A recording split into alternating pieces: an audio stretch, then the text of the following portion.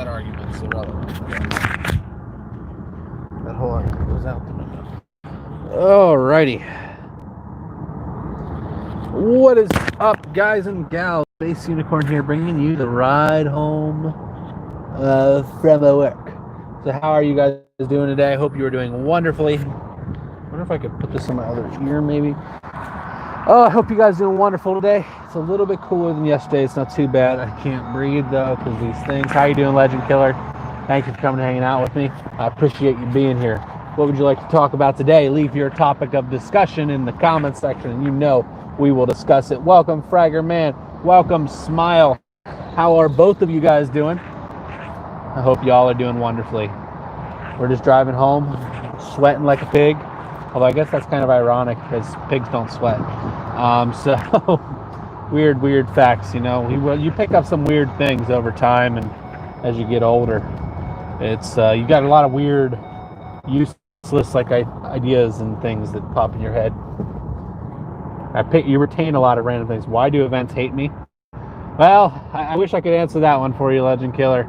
I believe you guys can do the events. I believe everybody that hangs out can do the events. I believe it does take a connection, though, so I would recommend, if you're having problems with connection base, just make sure you have a good one. Download a internet test app so you can see how fast your connection is. You might find that helps you quite a bit whenever you're playing a little bit of those competitive legendary series and such. We do have, man, I want to do so many. I have so many video ideas right now, and it's like actually a good thing because the channel's like exploding, guys. We surpassed 1,400 views a day. Like, that's crazy.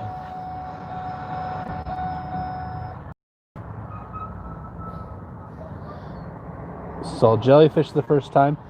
That's awesome. Jellyfish. I do have a lot of beach stories. We will talk about that. Let me just address Fragger Games question here. Any tips? You got to build your lineup correctly, Fragman. Fraggerman. As the most important thing you can do is build your lineup to suit you. You can't have a lineup that's necessarily good for everybody else. You have to figure out what are your best cards and how do they counter the current meta. That's what you have to address, and if you can do that, you'll find yourself winning a lot of matches. And that's kind of what it is. I did a video this morning. It was like 20 minutes long of me just doing the Champion Series where I'm playing a bunch of cards. There's literally a point where I'm on like a 10 or 12 kill streak with Laika because I've learned the cards and I know how they play. And that's just kind of something you learn. Back to your beach stories question, Smile. So I actually have quite a few stories. I have the time we got bit by a shark. I have swam with sharks. I swam with barracudas. Yeah. Do a lot of fishing, so.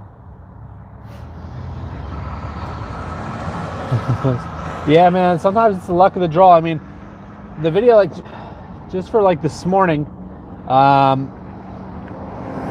just for this morning's sake, for instance, for the video, I had one match where the lineup I had was absolutely garbage. Like, there was just nothing I could do with that lineup. It was so bad. And I somehow still won. But it comes with, like, even if your lineup's worse than your opponent's, knowing your cards that you have will make it a little bit easier for you. So I would really recommend, whenever you go to those events, learn all the cards, not just the cards you really like. Like, I have a lot of cards that I really dislike, but I play them so that I know that if I get stuck in it, let's say I start doing tournaments again. If I'm in a tournament and I have to play, I don't know, so Jackie Chan, for instance, I know how to play her and I can get some value out of her. That's the big thing with those type of matches. You have to get value out of each of your characters.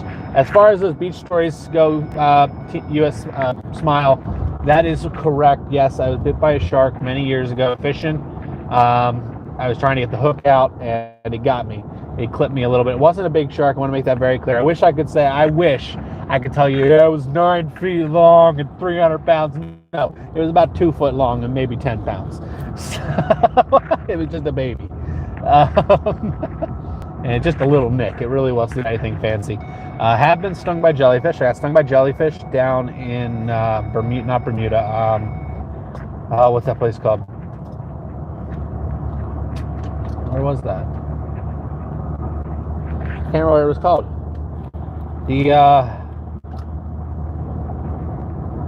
Man, I can't remember. I'm so sorry. The oh man, why can't I remember?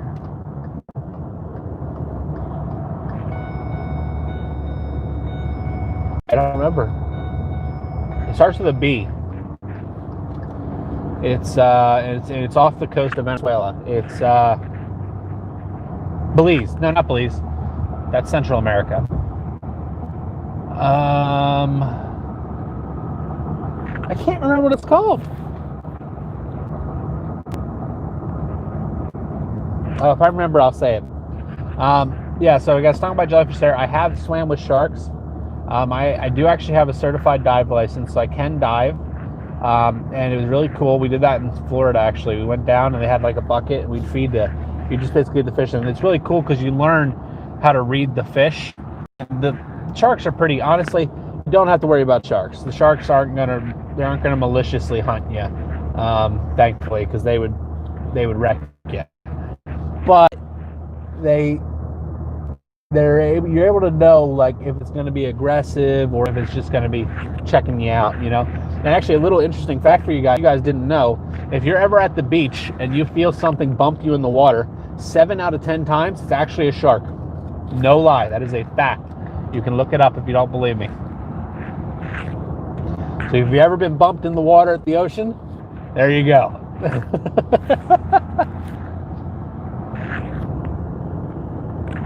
Oh man, it's so stinking hot. I'm melting. Oh my world.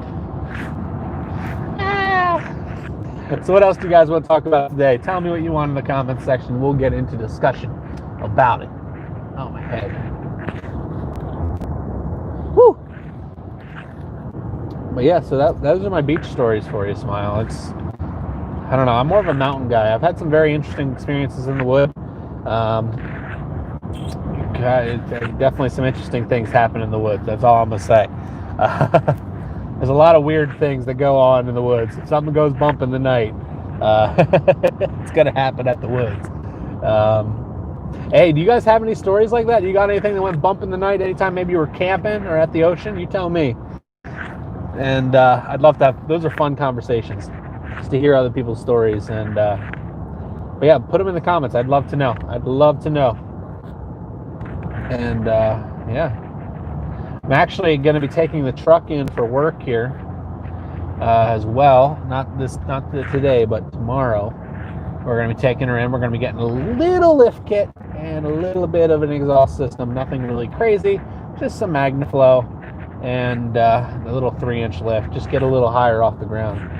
And yeah, I'm looking forward to that. You guys got no idea. I'm weird with that kind of stuff. Like whenever I was younger, back whenever it was all about fast cars, and you always wanted to work on your car. You always wanted to tinker around with it. You'd put a sound system in it. You'd put new rims on it. You'd like, oh, I put a cold air intake in my car, man. I got a chip for it and a header. And at this point, you're like, yeah, it's just a little 4-banger, but it's fast, man. It's fast. It's got 100 horsepower. It's so fast. It's so funny to think about those times. Like there was a point, no lie, where I had an Eagle Talon. Okay, it was a twin turbo, and it was quick, but it only came out to like 260 horsepower. Now the car was light. It was 3,300 pounds, so it was real light. Sorry, not 3,100 pounds. So it was light, had good power, and I thought it was like the fastest thing ever. So you'd always hear me talking about it. You'd just be like, yeah, turbo. It got new intake in it, new manifold, and all the other fun stuff that comes off. New valves, upgrade this, upgrade that. I've got the forged internals going on, and you're like, at the end of the day, you're like, it's 260 horsepower. Now I look at it from the perspective of, it's actually kind of funny because I look at it, so I had 260 in my first car. My second vehicular was, what was my second car? It was a Ford Focus. Now it was really, really light, but it had like 140 horsepower, so it wasn't anything special. So I put like this crazy audio system in it. I literally had a TV in my car that I could turn on when I was driving. Don't tell the law, because it's actually illegal. You're not allowed to have a TV in your front seat. So I actually put a switch in that would trick it into thinking it was grounded out, and the TV would work. But yeah, it was like 140 horsepower, but it only weighed like 2,400 pounds. It weighed nothing. So it was jumpy, but it wasn't fast. And at the time, it felt fast, but it wasn't. After that, I moved on to a Subaru Impreza, all-wheel drive, yay, symmetrical system. So what the heck is that?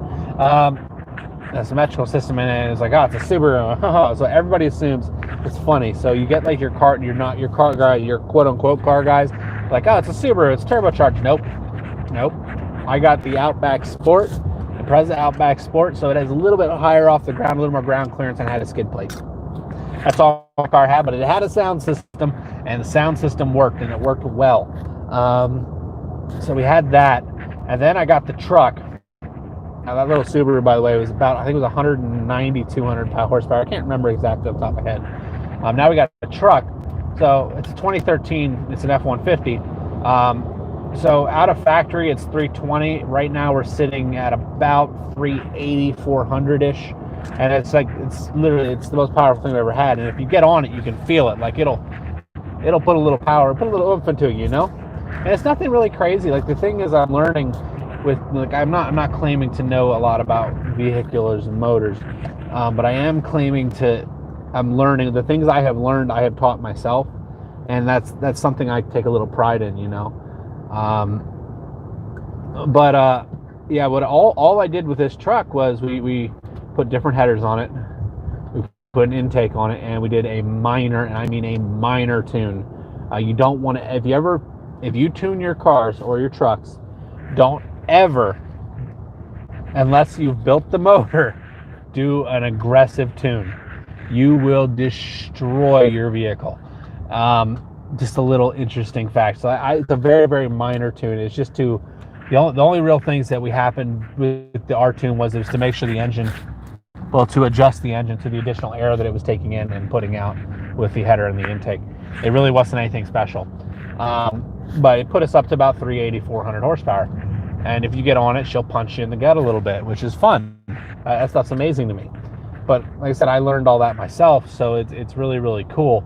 And we have a really nice shop down my way here, a speed shop that they do really good work, and they'll tell you how it is at the end of the day. I remember, like, whenever I had the Eagletown, and I was like, oh, let's up the boost. We need to up the boost. We need to go faster. And they looked at me and they were like, no, you don't want to go faster with this car. It's gonna blow up. So lo and behold, it ended up blowing up on me.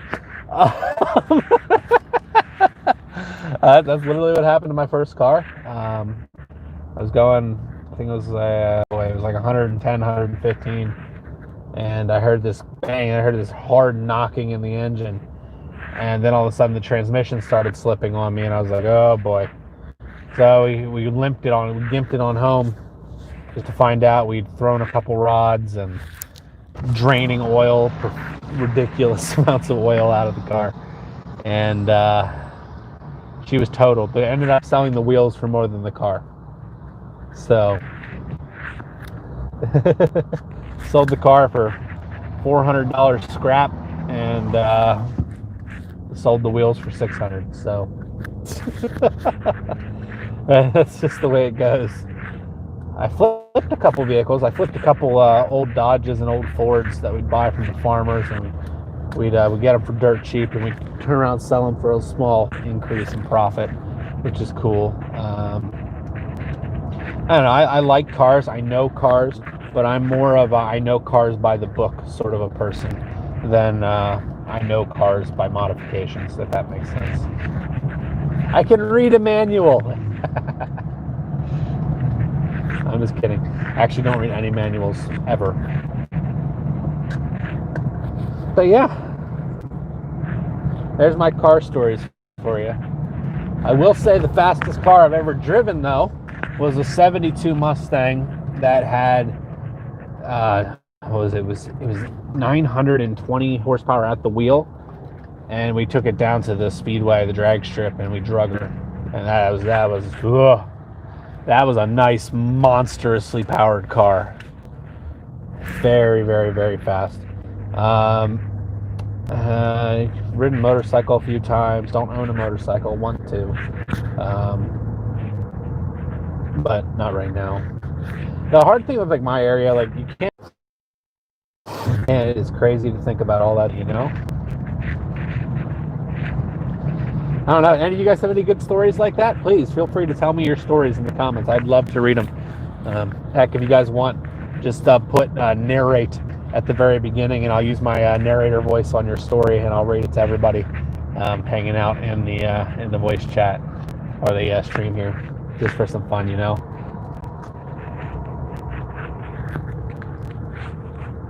Free. Saw a sign that said free.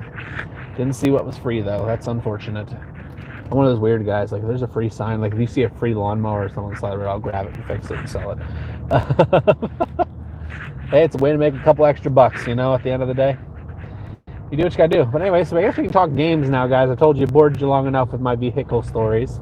So let's talk games. So I started playing Super Mecha Champions again. If you guys don't know what that game is, you need to know what that game is. That game is amazing. Started playing that again. Got Call of Duty tournaments. We're actually on an official team now for Call of Duty. Woot woot. And we are participating in active tournaments. We have placed second in the most recent tournament we did. We were real close. We had one bad match that cost us the tourney. Otherwise, we actually probably would have won. But at the end of the day, we'll take second, you know. Especially for the... We've done 2 or 3 tournaments now. We've done really well in all of them. So I'm very, very happy with that so far. And like, the more you play with somebody, the more cohesive you get and everything. I do have to do a frag video today. I have the content idea for a frag video tomorrow. Not going to tell you that one yet because I want to surprise you guys with that. But we got so much stuff going on, guys. So much stuff. And like, it's nice to actually have ideas for change. Like, for a while there, I was really desperate for content ideas. So I was like begging you guys, like, hey, help me out. I need content ideas. Anything. I will take anything. And then we got a couple good series going now. We've got the tips from a former pro, and we've got the Versus series going on, which is also really good. And and I'm also doing the challenge series now too. Like, we started the Dr. Crow challenge. We are... I don't get to say goodbye. Oh, there we go. We're back. Sorry, guys. Stream keeps cutting out on me, unfortunately. Looks like we got a storm rolling in, so that's what's doing it. But anyways, guys, I'm home now, so I'm going to go make some videos for you guys. Please feel free to leave your comments on all the videos. I love reading them, and I love catching up with you guys. I will see you legends in the next one. Stay safe.